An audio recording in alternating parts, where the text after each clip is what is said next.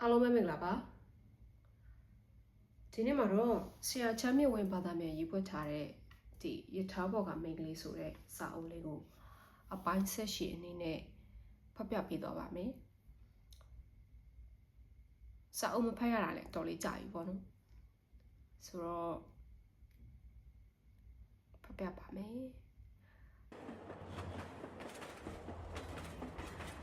ရထားဘော်ကမိန်းကလေး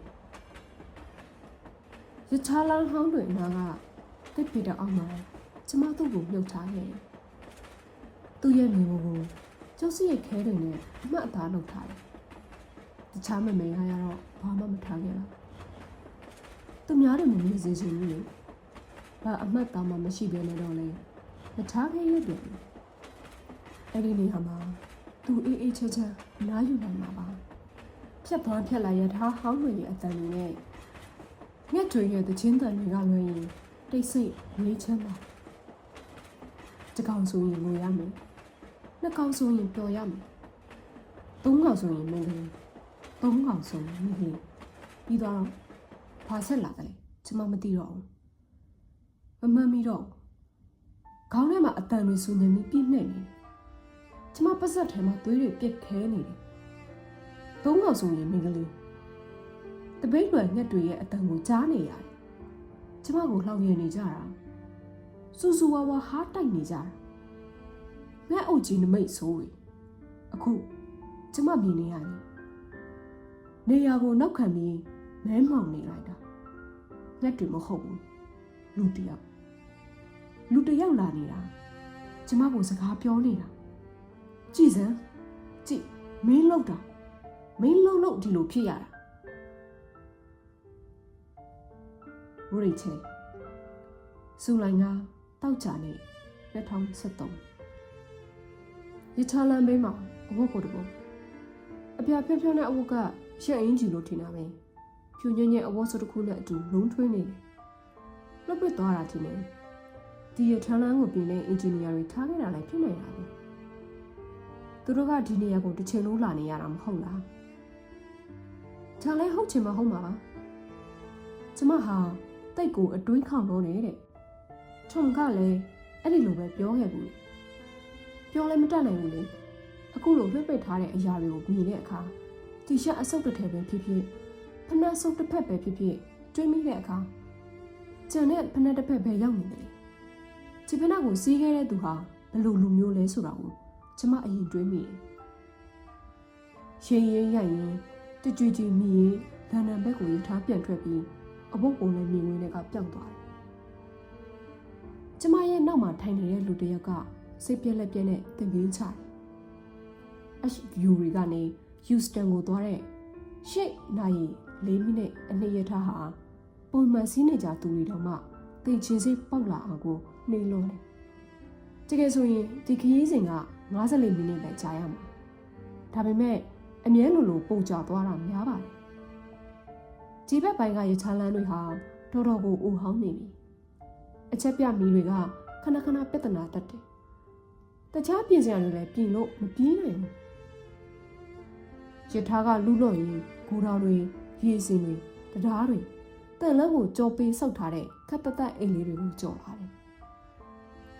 ရထားပြတင်းပေါင်ကိုခေါင်းမိရင်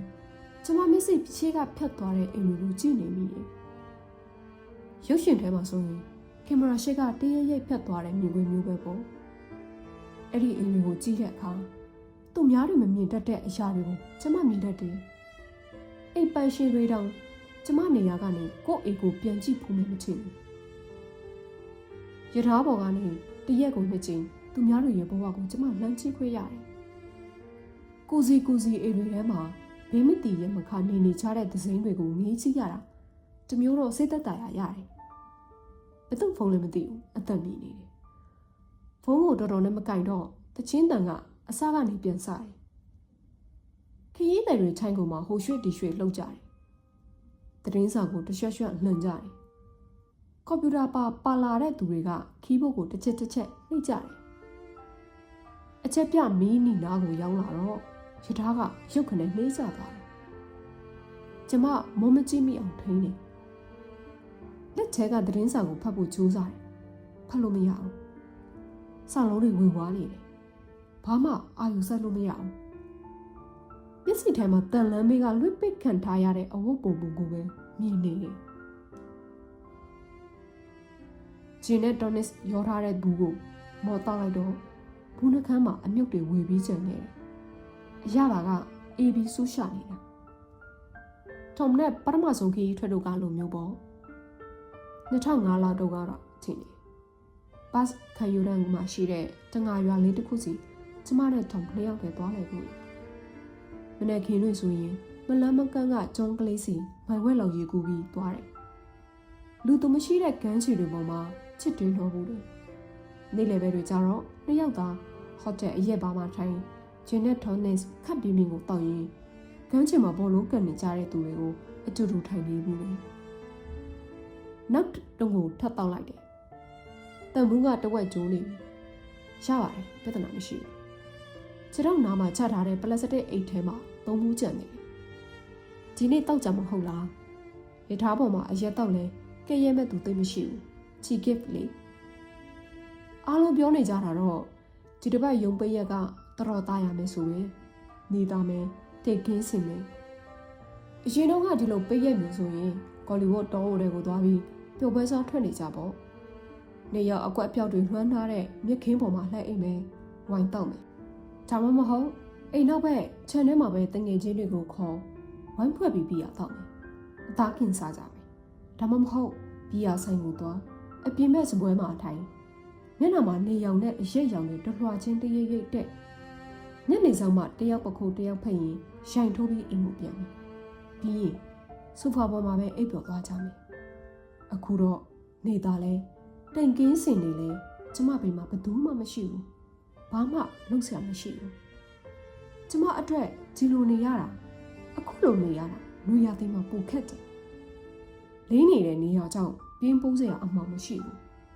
လူတွေအားလုံးအပြင်ကိုထွက်ပုတ်ဆိုးပတ်ဆက်တွေပြောနေကြတာကြည့်ရတာမောလိုက်တယ်ပျော်တဲ့အချမ်းမှာကိုမပါတော့ပူဆိုးတယ်ရုံးပေးရက်တွေဟာကျမအတွက်တော့မပြင်းနဲ့မစင်းနိုင်အောင်ကြာအောင်မဲ့ဘလာဖြစ်နေမဲ့48နာရီပဲတန်မှုကိုထပ်မလိုက်တယ်တစ်စဲမှမကြံတော့ဇူလိုင်လ8တင်းင်းလာနေ2023နဲ့တော်သေးတယ်8နာရီလေးရထားပေါ်ပြန်ရောက်ပြီလန်ဒန်ကိုသွားချင်လောတော့မဟုတ်ဘူးတကယ်ကသွားဖို့မသွားချင်ဘူးကြည်ရချရဲ့ပျော့အိအိထိုင်ကိုပေါ်ကိုမိချလိုက်ချင်တာပရင်းဘောကဖုတ်ဝင်လာတဲ့နေရောင်နှွေးနှွေးကိုထိတွေ့ချင်တာရထားရဲရှင်းတော့ရေးထုံးနေတာကိုခံစားချင်တာတန်လန်းနဲ့တန်မီဂျာကဂျုံဂျုံကြက်ကြက်အတန်ကိုနားထောင်ချင်တာရထားပေါ်မှာထိုင်အပြင်ကိုကြည့်လမ်းမေးကအိမ်တွေကိုငေးချင်တာတခြားနေရာတွေအားလုံးထက်ဒီရထားပေါ်ရောက်နေရတာပိုအဆင်ပြေနေတာရထားလမ်းမှာပြက်နေတဲ့အချက်ပြမီတစ်ခုရှိတယ်လမ်းတစ်ဝက်လောက်မှာရှိတာပြက်နေတာပဲနေမှာအချက်ပြမီကအမြဲလိုလိုနေနေတာလေအဲ့ဒီနေရာရောက်ရင်နေ့တိုင်းလိုလိုရထားကခဏရက်တယ်တခါတလေစက္ကန့်ဘန်းလောက်ပဲရက်တယ်တခါတလေကြာရင်တော့မီနစ်မိုင်လောက်ထိကြာတတ်တယ်ကျမထိုင်နေကြရထားတွေကကြည့်အဲ့ဒီမီနီမှာရထားရက်ဖြစ်ရင်အမြဲလိုလိုရက်ဖြစ်ပါတယ်ကျမထိုင်တဲ့နေရာကနေအိမ်နံပါတ်15ကိုကောင်းကောင်းလှမ်းမြင်ရတယ်အိမ်နံပါတ်15ကရထားလမ်းမေးကအိမ်တွေထဲမှာကျမသဘောအကျဆုံးအိမ်နံပါတ်15ဟာတခြားအိမ်တွေနဲ့တိတ်တော့မကွာဘူးဒီဘက်ချမ်းရထားလမ်းဘေးကအိမ်တွေတော်တော်များများဟာဝီတိုရီယာစတိုင်းတဝက်ဆောက်ထားတာများတယ်နံပါတ်15ကလည်းအတူတူပါပဲနှစ်ထပ်အိမ်လေးတိတ်တိတ်ချာချာပြုစုယူရထားတဲ့ပေ20လောက်ပဲကျဲတဲ့ပန်းချံခန့်ကြီးကြီးလေးလည်းရှိတယ်ပန်းချံကိုချက်စီယိုးခတ်ထားတယ်ချက်စီယိုးကနေဆက်ပြီး15ပေလောက်ဆက်သွားရင်ရထားလမ်းကိုရောက်တယ်ဒီအိမ်ကိုကျမအလို့ရနေပြီအုတ်ချတန်းကိုမှတ်မိနေပြီအပေါ်ထပ်အိတ်ခမ်းရဲ့ခန်းစည်းအယောင်ကိုလည်းကျမသိတယ်အသားရောင်အောက်ခံမှာအပြာရင်အကွက်နဲ့ရေချိုးကပဒင်းပေါင်မှာဈေးတွေကွာနေတာကိုလည်းကျမသိတယ်အိမ်ခေါင်မုန်းညာဘဲချမ်းမှာအုတ်ချက်လေးချက်လွတ်နေတာကိုလည်းကျမသိနေတယ်ထမင်းစားခန်းကအိမ်မကြီးရဲ့အပြင်ဘက်ကိုထုတ်ပြီးဆောက်ထားတာထမင်းစားခန်းခေါင်မိုးပေါ်မှာ ဝရဒါခတ်သေးသေးလေးတစ်ခုရှိတယ်။အဲ့ဒီအိမ်မှာနေတဲ့ဂျေဆင်နဲ့ Jess စုံတွဲဟာຫນွေညနေခင်းတွေဆိုရင်ဝရဒါဘက်ကိုထွက်ထိုင်တက်ကြတာကိုလည်းကျမသိနေပြန်တယ်။အပြစ်ပြောစရာမရှိတဲ့စုံတွဲပါပဲ။ဂျေစစ်စပင်တွေကနက်မှောင်နေတယ်။လူပုံကတတ်တမမကျင်နာတဲ့ကာကွယ်တက်မဲ့လူမျိုးသူရေလိုက်ရင်တိတ်ကြည့်လို့ကောင်းတာပဲ။ Jess ကြတော့တိတ်လှတဲ့ငှက်ကလေးနဲ့တူတယ်။အသားဖြူဖြူဖြော့ဖြော့ရွှေရောစပင်တူနဲ့သူ့မျက်နှာချိုးအစင်းနဲ့စပင်တူနဲ့လိုက်တယ်။မျက်နှာမှာမှတ်ချအပြောက်ကလေးတွေဟိုနာတစဒီနာတစရှိတယ်။မီးနေမှာရထားရတိုင်းသူတို့စုံတွဲကိုများတွေးရမလားကျမလိုက်ရှာနေနေတယ်။မနက်ပိုင်းတွေဆိုရင်အထူးသဖြင့်လူရသည်မနက်ခင်းတွေမှာ Jess ကဝရဒါမှာထိုင်ပြီးကော်ဖီတောက်တတ်တယ်။တခါတလေသူ့ကိုလှမ်းတွေးမိတဲ့အချိန်တွေဆိုရင်သူလည်းကျမကိုလှမ်းကြည့်နေတယ်လို့ပဲ။စိတ်ထဲမှာထင်တာပါ။လက်ပြနှုတ်ဆက်လိုက်ချင်ပေမဲ့မလုံးဖြစ်ဘူး။ရှဲတလို့လို့ကြောက်တလို့လို့ဖြစ်နေလို့ဂျီစစ်ကိုတော့တင်မတွေ့ရဘူး။အလုပ်ကိစ္စနဲ့အပြေရောက်နေတဲ့အချိန်သူတို့ကိုမတွေ့ရတဲ့အခါတွေလည်းရှိပါတယ်။မတွေ့ရတော့လေသူတို့ဘာလုပ်နေမလဲကျမဘာသာကျမစိတ်ကူးရင်ကြီးလိုက်တာပဲဒီနေ့မနေ့တော့နှစ်ယောက်သားအပြင်မသွားပဲအိမ်မှာပဲနားနေကြသလားဂျက်စကအဲ့ရထဲမှာလဲနေတော့ဂျီစင်ကမနှက်စာပြပေးမယ်ဒါမှမဟုတ်နှစ်ယောက်အတူတူပြေးလေ့ကျင့်ဖို့ထွက်သွားကြသလားသူတို့ကိုကြီးရတာအတူတူအပြေးလေ့ကျင့်မဲ့ဆုံတွဲနဲ့တူတယ်လေထုံနဲ့ကျမလည်းတနင်္ဂနွေနေ့တဲ့အတူတူပြေးဘူးတယ်ကျမကပုံမှန်ပြေးမယ်ထုံကကျမလိုက်မိအောင်လို့အရှိတဝက်ရှော့ပြီးပြည့်တတ်တယ်။ဒါမှမဟုတ်အဖော်ထက်အခန်းပိုထဲမှာ Jess တက်ရောက်တဲ့ပကြီးဆွဲနေမလား။ဒါမှမဟုတ်နှစ်ယောက်အတူတူရေချိုးခန်းထဲရောက်နေကြမလား။ Jess ရဲ့လက်တွေကရေချိုးခန်းကျူပြားပေါ်မှာဂျီစစ်လက်တွေက Jess ရဲ့ခါပေါ်မှာညနေပရင်းပေါက်ဘက်ကိုတချမ်းလှည့်ရထားတွဲထဲကလူတွေကိုမသိမသာကြောခန်းလိုက်ပြီးယူစတန်ကဝင်လာတဲ့ချန်နီဘလက်ဝိုင်ပလင်းတီတီလေးတွေကတလုံးကိုဖွင့်လိုက်တယ်။ပလင်းကတိတ်မအိတော့ဘူး။မအိလဲရပါတယ်။ပလတ်စတစ်ခွက်တွေကိုနည်းနည်းလောင်ထဲလိုက်ပြီးပလင်းအဖုံးကိုပြင်ပိတ်ပလင်းကိုလက်ဆွဲအိမ်ထဲပြင်ထည့်လိုက်တယ်။ဒီနေ့ဒီနေ့လာနေဆိုတော့ရထားပေါ်မှာတယောက်တည်းအရက်တောက်ရတာတိတ်မသိတော့ဘူး။ရထားတွဲထဲမှာမြင်ဖူးနေကြရင်းနှီးနေတဲ့မျက်နှာတချို့တွေ့တယ်။သွားရင်းလာရင်ဒီလိုပဲမြင်မှန်းတက်မိနေတာ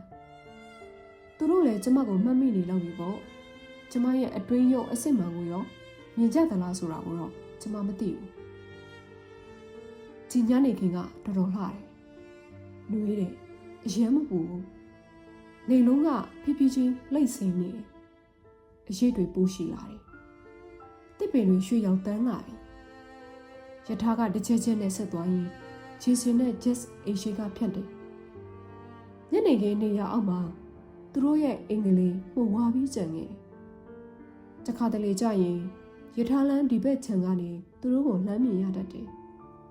ဟိုဘက်ကလာတဲ့ရထားတွေနဲ့ကွယ်မနေတဲ့အခါမျိုးဆိုရင်ဒါမှမဟုတ်ကျမဈေးလာတဲ့အပြန်ရထားဖြည်းဖြည်းလေးမောင်းနေတဲ့အချိန်မျိုးဆိုရင်သူတို့အပြင်ဘက်မှာထွက်ထိုင်နေကြတာကိုတွေ့ရတတ်တယ်။ဒီနေ့လိုမတွေ့ရတဲ့အခါမျိုးတွေဆိုရင်လေကျမဘာသာကျမစိတ်ကူးကြည့်လိုက်တာပဲ။ Jess ကလက်ထဲမှာဝတ်တစ်ခွက်နဲ့ထိုင်နေမယ်။ဂျီစင်ကနောက်မှာမတ်တက်ရရင်သူ့ရဲ့လက်တွေကို Jess ရဲ့ပခုံးပေါ်မှာတင်ထားမယ်။ဂျီစင်လက်နှစ်ဖက်ကပေးတဲ့အင်အားတွေကာကွယ်ပေးမဲ့ခွန်အားတွေကိုကျမခံစားကြည့်လို့ရတယ်။တခါတလေကျမတွေးမိတယ်။အတိတ်မှာရှိတဲ့အထီးအတွေ့မျိုးမခံစားရတာဘလောက်ကြာသွားပြီလဲ။ဒီအတိုင်းပွေးဖက်လိုက်တာပဲဖြစ်ဖြစ်လက်ဖွားတွေကိုကျင့်ချင်းနဲ့စုပ်ကန်လိုက်တာပဲဖြစ်ဖြစ်ဒီလိုတွေးလိုက်တိုင်းရင်ဘတ်ထဲမှာအသက်ငယ်လာတယ်။စူလိုက်ကိုအင်္ဂါနေ့2023မိနစ်အရင်တစ်ပတ်ကအဝတ်စုပ်ပုံဟာအခုထိရှိနေတယ်။ဖုံအလူးလူးနဲ့အရင်ထက်ပိုပြီးတနာစရာကောင်းနေတယ်။စာအုပ်ထဲမှာဖတ်ပူးတယ်။ယထာတိုက်ခံရတဲ့အခါအဝတ်တွေပါစုပ်ပြတ်တက်ပြီးယထာအောက်ပါသွားတတ်တယ်ဆိုပဲယထာကြိတ်ခံရပြီးသေးတာတိတ်အထူးဆန်းတော့မဟုတ်ဘူးတနေ့ကိုလူ200 300လောက်ယထာတိုက်ပြီးသေးတယ်လို့ပြောတာပဲသေတဲ့သူတွေထဲမှာမတော်တဆဖြစ်တာဘယ်နှယောက်ပါတယ်လဲတော့မသိဘူး အဝတ်ပုံနာကရထားပြတော့တေချောင်ကိုကြည့်လိုက်သေးတယ်သွေးပိနေတာတော့မတွေ့မိဘူးအချက်ပြမီရှေ့ရောက်တော့ရထားခဏရက်တယ်အိမ်နံပါတ်15ကိုလှမ်းမြင်ရတယ်ဂျစ်တယောက်တည်းဝရန်ဒါမှာမတက်ရက်နေတယ်ပန်းနုရောင်ဝတ်စုံဝတ်ထားတယ်ဖနက်မစီးတာဘူးနောက်ဘက်ကိုလက်ပြန်လှည့်ပြီးအိမ်ထဲကိုလှမ်းကြည့်နေတယ်ဂျေစစ်ကိုစကားလှမ်းပြောနေတာလားမသိဘူးဂျေစင်ကဒီအခြေဆိုမနှက်စာပြင်ပေးနေလောက်ပြီရထားပြန်ထွက်ပြီကျမမျက်လုံးတွေကိုဂျက်စီမှာပဲအာရုံစိုက်ထားလိုက်တယ်တခြားအိမ်တွေကိုမကြည့်ချင်ဘူးအထူးသဖြင့်လိမ့်အိမ်ချောင်မှာရှိတဲ့တစ်ချိန်ကကျမပိုင်ဆိုင်ခဲ့ပူတဲ့အိမ်ကိုမမြင်ချင်ဘူးဟုတ်တယ်အိမ်နံပါတ်23ဘလန်ဟင်းလမ်းမှာကျမ9နှစ်ကြာအောင်နေခဲ့ဘူးအဲ့ဒီအိမ်ထဲမှာလှိုက်လှိုက်လဲလဲပျော်ခဲ့ဘူးသလိုဝရုံး3ကားလဲကျိုးကျိတ်ခဲ့ဘူးလေအခုတော့အဲ့ဒီအိမ်ကိုမမြင်ချင်တော့ဘူးအိမ်နံပါတ်23ဟာကျမဘဝမှာပထမဆုံးပိုင်ဆိုင်ဘူးတဲ့အိမ်မိဘတွေပိုင်တဲ့အိမ်လည်းမဟုတ်ဘူးတငယ်ချင်းနဲ့တူတူငှားနေတဲ့အိမ်လည်းမဟုတ်ဘူးကျမကိုယ်တိုင်ပိုင်ခဲ့တဲ့အိမ်အခုအဲ့ဒီအိမ်ကိုမကြည့်ရဘူးကြည့်လို့မရဘူးလားဆိုတော့လည်းမဟုတ်ဘူးလှမ်းကြည့်ချင်တယ်လှမ်းကြည့်ဖြစ်တယ်မကြည့်ချင်ဘူးမကြည့်ဖြစ်အောင်ကြိုးစားနေတာနေ့တိုင်းအဲ့ဒီအိမ်ရှိကဖြတ်တိုင်းလှမ်းမကြည့်ဖြစ်အောင်ကြိုးစားတာပဲနေ့တိုင်းမအောင်မြင်ဘူးဘလို့မှကိုတားလို့မရဘူးကျမမြင်ချင်တဲ့အရာတွေအဲ့ဒီအိမ်ထဲမှာတစ်ခုမှမရှိတော့ဘူးဆိုတာမြင်သမျှအရာအလုံးဟာကျမကိုနှိပ်စက်အုံတော့မယ်ဆိုတာသိနေလေမျက်လုံးတွေကအဲ့ဒီအိမ်စင်ကိုအလိုလိုမျောပါသွားတာပဲအပေါ်ထက်ပဒင်းပေါက်ခန်းစီဟာကျမရှိတော့ကနှုတ်နေအောင်အခုတော့ပန်းရောင်ဖြစ်သွားပြီအိမ်ပြင်ထဲမှာရေလောင်းနေတဲ့အနကိုလမ်းတွေတော့ကဆိုရင်အနရဲ့ဘိုင်းမမှုပေါ်ကတင်းရင်းနေတဲ့တီရှပ်ကိုငေးကြည့်ရင်ကျမနှကိုင်းတွေသွေးစိတ်လာတဲ့အကြည့်ဖိကိုက်မှုတယ်မျက်လုံးတွေကိုပိတ်လိုက်တယ်1 2 3 19 20စိတ်ထဲကနေရည်နေလိုက်တယ်ကြော်သွားပြီမမြင်ရတော့ဘူးကြံခဲ့ပြီရထားကဝိတ္တနီဘူတာကိုဝင်တယ်ပြန်ထွက်တယ်မြို့နယ်ဘက်ကိုကြော်လာပြီးပုတ်ကုတ်လန်ဒန်မြောက်ပိုင်းထဲကိုဝင်လာတယ်ခြံနဲ့ဝင်းနဲ့ဝရန်ဒါနဲ့အိမ်တွေသိမတွေ့ရတော့ဘူးအိမ်စုပ်တွေစိတ်ကွာနေတဲ့တရားဟောင်းတွေကိုစမြင်ရပြီယူစတန်ဘက်ကိုရောက်ဖို့နီးလာတိုင်းစိတ်ထဲမှာလက်နေတယ်ရှင်ထဲမှာလေးလာတယ်ဒီနေ့ရောဘာထပ်ဖြစ်အောင်မလဲယူစတန်မရောက်ခင်မီတာ900လောက်အလိုရထားလမ်းရဲ့ညာဘက်ခြမ်းမှာခက်နွမ်းနွမ်းကော်ကရိတ်အဆောက်အုံတစ်ခုရှိတယ်အဲ့ဒီအဆောက်အုံရဲ့ဘေးနံရံမှာပကြီးဆွဲထားတယ်ဘဝဟာစာတပိုင်မဟုတ်တဲ့ရထားလမ်းဘေးကအဝတ်ပုံကိုပြန်မြင်ရောက်မိတယ်ကျမအသက်ရှူချက်လာတယ်ဘဝဟာစာတပိုင်မဟုတ်သလိုတေချင်းတရားကိုလည်းကွင်းစာကွင်းပေးနဲ့ရှင်းပြလို့မရဘူးညနေ956ရထားဟာမနဲ့ရထားတဲ့နည်းနည်းပူနေတယ်ခရီးစဉ်စဆုံးဆိုရင်တနာရီနဲ့10မိနစ်ကြာတယ်ရက်တဲ့ဘူရာရောအရေးအတွက်တူပေမဲ့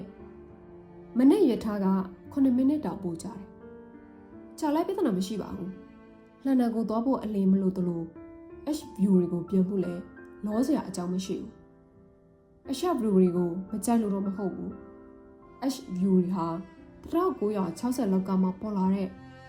ဘာကင်ဟမ်ရှိုင်းရတဲ့အလဲကိုဗဟိုကြည့်ပြီးကင်ဆာကျက်တစ်ခုလိုပြက်လာတဲ့နေရာ H view တွေလိုမြို့ငယ်လေးတွေအများကြီးပါသူတစ်ခုတည်းထူးထူးခြားခြားဆုံးနေတာမဟုတ်ဘူးမြို့ငယ်တွေရဲ့ထုံးစံအတိုင်းကော်ဖီဆိုင်တွေဖုန်းဆိုင်တွေအားကစားအဝတ်ထည်ဆိုင်တွေနဲ့ပြည်နေတဲ့ shopping center တစ်ခုရှိမယ်စစ်တာပတ်လည်မှာလူနေအိမ်နည်းနည်းရှိမယ်မြို့ပြင်မှာ Tesco Center အကြီးတစ်ခုရှိတယ်မြို့ရဲ့စီးပွားရေးဆောင်နဲ့လူနေစုံတစ်ခုဆက်ကြားနေရကအဲ့တဲ့အိမ်မှာကျမနေပါတယ်နေတယ်ဆိုပေမဲ့ကျမပိုင်တဲ့အိမ်တော့မဟုတ်ပါဘူးကျမရဲ့တဲ့ခဲအိမ်ကရထားလမ်းဘေးကအိမ်နံပါတ်23လေကျမတဝက်ပိုင်ဆိုင်ခဲ့တဲ့အိမ်ပေါ့ H view မှာတော့ကျမဟာအိမ်ပိုင်ရှင်မဟုတ်အိမ်ငါတော့မဟုတ်ဘူးကျမတကယ်ချင်းကက်တီပိုင်ရဲ့ခက်ရိုညီညီလက်ထက်တိုက်ရဲ့အိမ်ခန်းချင်းချင်းလေးထဲမှာလက်ခလေးမဖြစ်စလောက်ပြီးကတ်နေရ ကက်တီကသဘောကောင်းလို့ကျမကိုခေါ်တင်ထားတာကက်တီနဲ့ကကျမเจ้าမာတို့ကတငယ်ချင်းဆိုပေမဲ့အရန်ကြီးတော့မရင်းနေဘူးကျောင်းရဲ့ပထမနေ့တော့ကကက်တီအခန်းနဲ့ကျမအခန်းကမျက်နှာချင်းဆိုင်လေတက်နေတဲ့အတန်းကလည်းအတူတူပဲဆိုတော့ကျောင်းတက်ကစားအချိန်တောအတွင်းမှာတော့တော်တော်ပေါင်းဖြစ်သွားတယ်နောက်ပိုင်းကျတော့လေနှစ်ယောက်စလုံးကိုစီပိုခင်ရမဲ့သူတွေတွေ့သွားကြတယ်ပထမနေ့ပြီးသွားတော့သူနဲ့ကျမတိတ်မတွဲဖြစ်တော့ဘူးကောက်လိုက်ပြီးသွားတော့လုံးဝနေပါကိုမတွဲဖြစ်တော့ဘူးမင်္ဂလာဆောင်တွေမှာတခြားပွဲလန်းသမီးတွေမှာတွဲဖြစ်ရုံတော့ပဲရှိတော့တာဒါပေမဲ့တက်ဆိုင်ပဲကျမနေစရာနေရာတစ်ခုရှာနေတဲ့အချိန်နဲ့ကတိစီမှာအခန်းပေါ်တစ်ခုရှိနေတာနဲ့တွားကြုံတယ်ရင်းနှီးပြီးသားသူတွေလည်းဖြစ်နေတော့ပိုအဆင်ပြေတယ်ပေါ့တလနှစ်လအလုံးစုံဆိုရင်6လလောက်ပဲနေဖြစ်မှာပါလို့ထင်ထားခဲ့တာပဲကျမတယောက်တည်းလည်းတစ်ခါမှမနေဘူးလေမိဘတွေနဲ့နေတယ်ပြီးတော့တငယ်ချင်းတွေနဲ့အခန်းကနေတယ်ပြီးတော့ထုံနဲ့ထူထူနေတယ်ဒီတော့တယောက်တည်းနေဖို့ဆိုတာမတွေးရဘူးဒါနဲ့ပဲကတိစီမှာသွားနေဖို့သဘောတူလိုက်တာကတိစီမှာနေနေတာအခုဆိုရင်ဘာလို့လို့နဲ့နေ့တောင်ကြော်ပြီကတိစီမှာနေရတာဆိုးတယ်လို့တော့မဟုတ်ဘူးကတိကသဘောကောင်းပါတယ်သူသဘောကောင်းချောင်းကိုတော့နေ့တိုင်းနေပါအတိမတ်ပြုစေချင်တယ်ဖြစ်နိုင်ရင်သဘောကောင်းတဲ့လက်မှတ်ကိုလက်ဘေးမှာဆွဲထားချင်တာဒီတော့သူနဲ့နေရတာနည်းနည်းတော့ပင်ပန်းလာပေါ့ပြဿနာကြီးကျယ်တော့မရှိဘူးဒီထက်ဆိုတဲ့အခန်းပေါ်တွေအများကြီးကျမအခုဖြစ်နေတဲ့အခြေအနေကကတိကြောင့်မဟုတ်ဘူး HBU တွေကြောင့်လည်းမဟုတ်ဘူးအခုဖြစ်နေတဲ့ပြဿနာဆိုပေမဲ့ဖြစ်နေခဲ့တာနှစ်တောင်ကျော်နေပြီပဲအခုကဘာကိုမှထိတ်ချုံလို့မရတော့သလိုအကုန်လုံးလွတ်ထွက်သွားသလိုခံစားနေရတယ်မိဖို့တယ်မှာကတိကိုရှောင်ရင်းကျဉ်နဲ့ညစာချက်ရတဲ့အခါစူပါပေါ်မှာခြံရင်း TV ကြည့်ရင်ကတိလက်ထဲမှာကြစ်ပါအောင်ဆုပ်ထားတဲ့ TV remote ကိုလှမ်းကြည့်မိတဲ့အခါတွေမှာသူ့အိမ်ရဲ့စီးအဆက်မှာရက်နေရတဲ့အက်တစ်တယောက်လိုပဲကျမမြင်တယ်ကျမပိုင်တယ်လို့ခံစားရတဲ့အရာဆိုလို့ကျမရဲ့အိတ်ခမ်းကြီးလေးပဲရှိနှစ်ယောက်အိတ်ကတင်တစ်လုံးစပွဲတစ်လုံးနဲ့တင်အခန်းကပြည့်ကျက်နေတယ်လမ်းချလို့ရရုံပဲအခန်းထဲမှာနေရတာအစစ်သက်သာရတော့ရပါတယ်ဒါပေမဲ့အမြဲနေချင်းစရာနေရတော့ဘယ်ဟုတ်ပါမလဲကြည့်တော့အခန်းထဲမှာဒါမှမဟုတ်တမေးစားခန်းထဲမှာရောင်နာနဲ့ထိုင်ရင်းငိုင်ရင်းခုံအောင်မရှိမအေးတဲ့စိတ်နဲ့ကျမပိုင်တဲ့နိုင်ငံအရာတွေဘာမှမရှိတော့ဘူးလက်ထဲကအကုန်လွတ်ထွက်ကုန်ပြီလက်ထဲကအရာတွေတမကစိတ်ထဲကနေရာတွေကိုပါမပိုင်တော့ဘူးဇူလိုင်10ဗုဒ္ဓဟူးနေ့2013မိနစ်အပူရှင်ကတရိပ်တက်နေတယ်8 နာရီကျော်ပဲရှိသေးတာကိုမိုးကလင်းချင်နေတယ်လေကျိုးကအီထန်းဖြစ်နေတယ်ပုံတိုင်းလိုက်ရင်ကောင်းပါပဲဒါပေမဲ့ကောင်းကင်ကဟာလာဟင်းလေးရီပြရောနှကမ်းမှာတီးနေတဲ့ချွေးတွေကိုတုပ်လိုက်တယ်ရီတဘူးလောက်ဝင်လာခဲ့ပြီးအကောင်းကဒီမနေ့ဂျေဆင်နဲ့ဂျက်ကိုမတွေ့ရတော့စိတ်နေပြတ်သွားတယ်အိမ်အထဲအပြင်ဘယ်နေရာများရှိနေကြမလဲလို့လက်ရှာကြည့်သေးတယ်ဘာမှမတွေ့ဘူးအောက်ထပ်ခန်းစည်းတွေတော့ဟနေတယ်အပေါ်ထက်တကားကပိတ်ထားတယ်ဗီဒိန်းမောက်တွေလည်းပိတ်ထားတယ်ဂျီစင်အလုတ်သွားနေတယ်ချင်းနေဂျီစင်ကဆရာဝန်ဖြစ်နိုင်တယ်နိုင်ငံခြားအဖွဲ့အစည်းတွေမှာအလုပ်လုပ်တဲ့ဆရာဝန်မျိုးအမြဲတမ်းအလုပ်ရှုပ်နေတဲ့သူလိုအပ်ရင်ချစ်ချင်းထသွားဖို့အဘောအိတ်ကလည်းအသက်ပြင်ပြီးသားအီရန်မှာငယ်လေးလှုပ်တာပဲဖြစ်ဖြစ်အာရှဘက်မှာဆူနာမီဝင်ရင်ပဲဖြစ်ဖြစ်ချစ်ချင်းအိတ်ကိုဆွဲလေစိတ်ကိုနိုင်ရီပိုင်းနဲ့ရောက်အောင်သွားမဲ့သူမျိုးဖြစ်မယ်လေရင်ပေါ်တက်တောင်ဝန်ကြားတဲ့နေရာကိုဆွတ်ကနေရောက်သွားပြီးအသက်တွေကဲမဲ့သူမျိုး just ကြတော့ရောသူ့ရဲ့ချင်းကနေဖြစ်နေတဲ့ WhatsApp ပုံစံမျိုးနဲ့ခန်းဘက်ဖက်နှက်ကိုကြည့်ရတာ fashion လောကမှာအလုပ်လုပ်တဲ့သူဖြစ်ဖို့များတယ်လှလဲလှတာကိုဒါမှမဟုတ်ဂီတလောကထဲမှာဒါမှမဟုတ်ချွန်ညာလောကထဲမှာအလုပ်လုပ်တဲ့သူလည်းဖြစ်နိုင်တယ်